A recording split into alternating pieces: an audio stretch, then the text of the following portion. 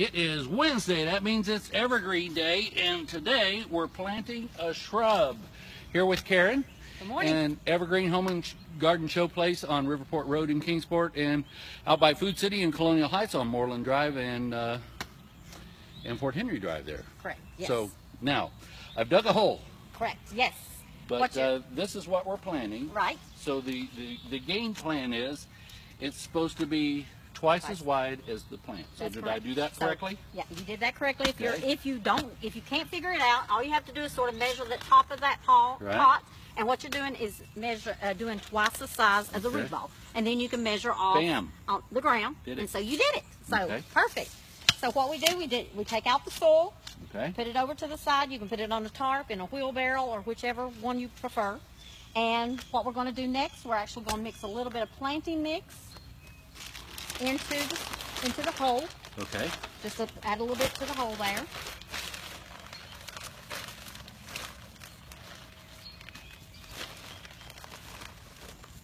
And then stir it around. Then you're going to take your spade and you're going to stir it up, like mixing up cake batter. I know how to do that. If we had a sifter, we'd sift it, but we don't have a sifter with us today. So we're going to do that. Alrighty. Okay. And then we're going to take the shrub. Oh, you're going to step down in the hole. You're going to stomp it down. Planting dance? Yeah, planting dance. That's basically what you're doing that for, that is loose soil. So what happens to loose soil? It compacts. So what you're going to do, you don't want that plant to go down in the ground too far. So by doing that, that keeps the plant from sinking that much more. So the next thing we're going to do is we're going to do our azalea bush here, which is a gorgeous azalea, and they are popping out this time of the year. And you're going to pop it out here, going to set it down in the hole. Now, is that plant about 2 inches above the ground? No, it's about even. Okay, what you want to do is add a little bit more soil down in the ground, because you want that to be about 2 inches above ground. Because you are allowing it still yet, even though we compacted that down in there, it is still going to settle a little bit. So what you want to do is add some more down in there.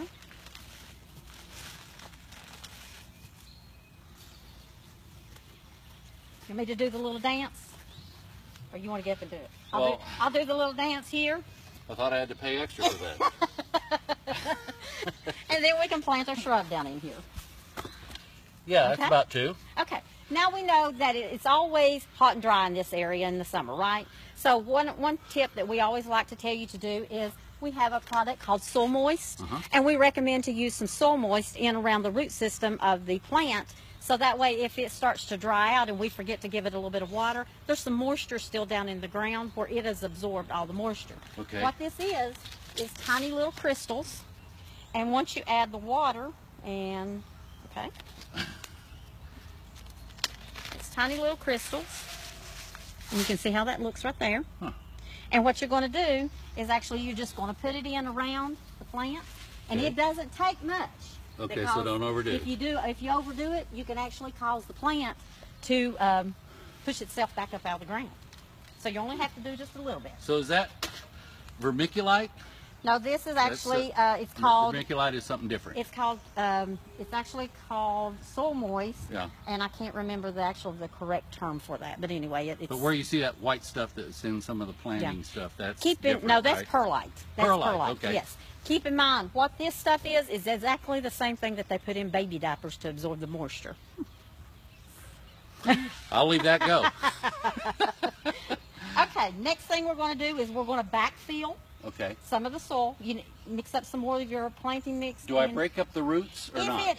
If the root system is going round and around and around, yes, you can always tether them a little bit. I like to take a knife and just sort of split the roots just a little bit. You want me to? And if you want to.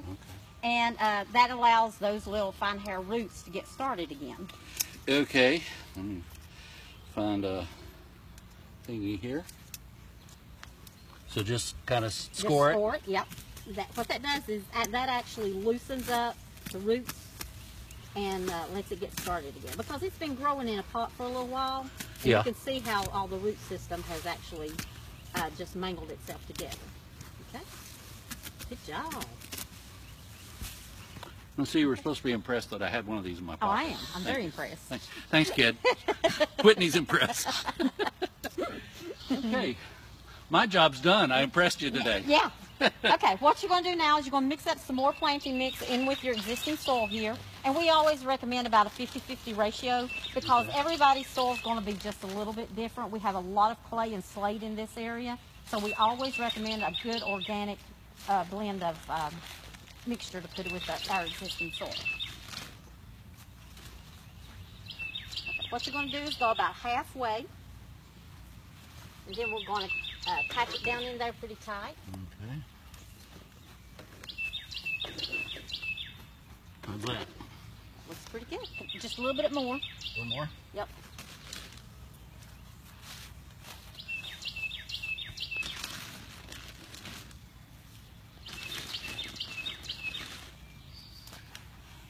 Think I get a part-time job there after this? You might, yes. Okay, the next most important component is we recommend actually using our root stimulator. Using our root stimulator, it actually has a rooting hormone that actually helps those little fine hair roots get started so it attaches to the soil and continues to grow. Okay. So what you're going to do is take a gallon of water. Right. You're going to mix up about 3.5 tablespoons, so it's about 7 capfuls. And don't think if 3 is good that 6 is better? No. Okay. 7 tablespoons, 7 capsules, which is 3.5 tablespoons. Yes, keep in mind there is chemists and all this stuff that does this work for us that tells us how much we should use. You don't know better than they do. And then what you're going to do is just go in and you're going to water really well. Okay.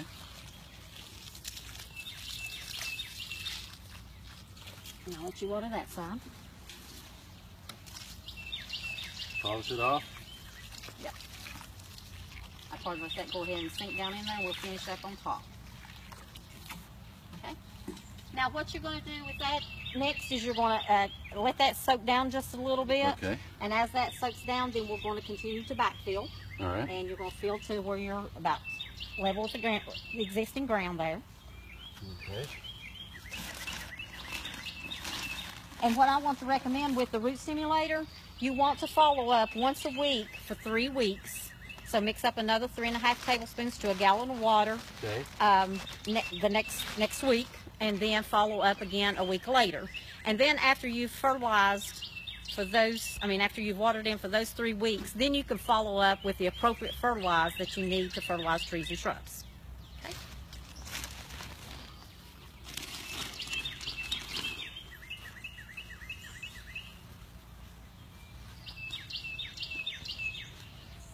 Okay, how's that? And now by doing that, you have properly planted your shrub.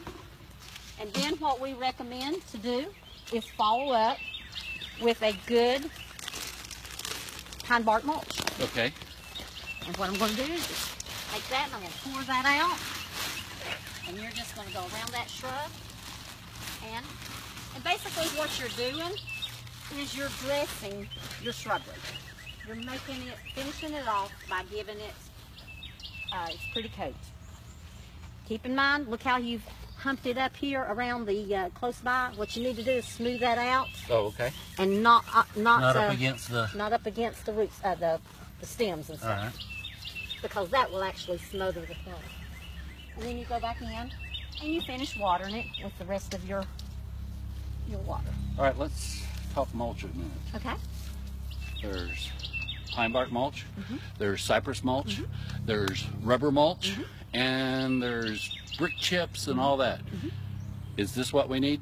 This is pine bark mulch. We recommend pine bark mulch because that's what we like. That's what we sell so much of. You can use cypress mulch. Number one, I never recommend rubber mulch for plants. Yep. It's good for a kid's playground. But not for trees and shrubs because it actually, keep in mind, it is actually shredded tires, recycled tires. So keep in mind, that actually has a lot of toxins in it, so you don't want that around your plants and things, okay? So you can use that for a playground, but don't use it for your landscape. But any kind of organic matter in your plant works really well, and this is actually organic matter that's on top of the ground too. So that's actually going to go back to regular earth. And now we're good. We're good. Now we just stand back, we enjoy, and love it. And keep in mind, everything that you did today, when you do that and you do it properly, you get a 2-year warranty. So save your receipt. Save your receipt. That's correct. And let's talk about, we love our sign. That's kind of our theme. Yes. But it's hanging from, you guys have so many great things that you can put in your garden that you Yeah, don't have to grow. once you get your landscape in and you have your pretty plants and everything, it's always good to put your hardscape in. And hardscape can be anything from trellises, and which that's what this is, but he's just put these in this landscape just to be features. Yeah. And so, you know, he's not actually has anything growing up on them. They're just a feature that's in the landscape bed over here. So, you know, you can do concrete statues, you can do... Yeah, there's one over here. You see my girlfriend hiding over here in the weeds? She's hiding over here in the corner. Weeds, not weeds, no. They're in the bushes. Check her out.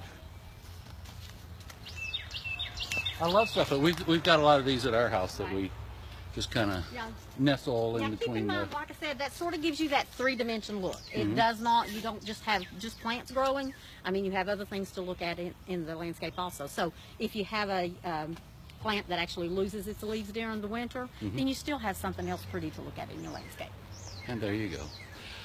Things to live by from Evergreen Home and Garden Showplace with Karen, and who knows what we're going to do. You know what we're going to do next week? Oh, who knows? Who knows? But if you've got an idea or if you've got a question, you might want to send them to us. You can send it to me, Morgan, at vipcmag.com, and we'll ask the expert here. Thank you. Thank you. Happy spring.